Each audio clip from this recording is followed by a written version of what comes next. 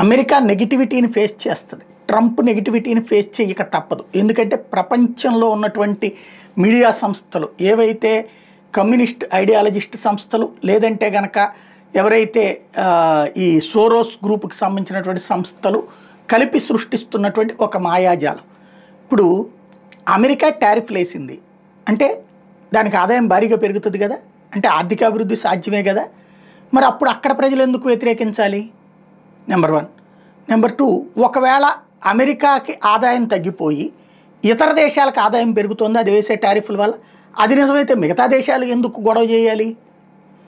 ఇక్కడ తమ దేశాల్లో టారిఫ్లు వేయడం వల్ల తమ మార్కెట్లు డౌన్ అయిపోయినాయని ప్రపంచ దేశాలు కొట్టుకుంటున్నాయి.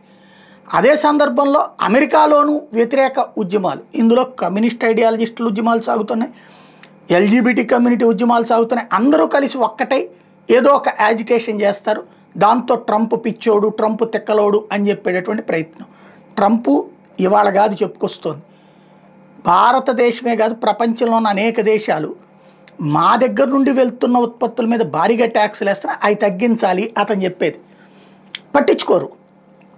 ఇప్పుడు అతను ఒత్తిడి చేయడంతో 2-3 దేశాలు అయితే జీరో ట్యాక్సేషన్కి వచ్చినాయి. మరికొన్ని దేశాలు వాళ్ళ ట్యాక్సులు తగ్గించుకోవడానికి సిద్ధపడ్డాయి. అది ట్రంప్ సాధిస్తున్న విజయం కదా. కానీ నెగిటివిటీ ప్రచారం ఈలోపు భారీగా చేయబోతున్నారు, చేస్తారు. కాకపోతే ఇప్పటికిప్పుడు గద్దె దించేటటువంటి పరిస్థితి ఉండదు. కానీ ట్రంప్ ఎంపీలనే భయపెట్టేటటువంటి వ్యవహారం ఇది.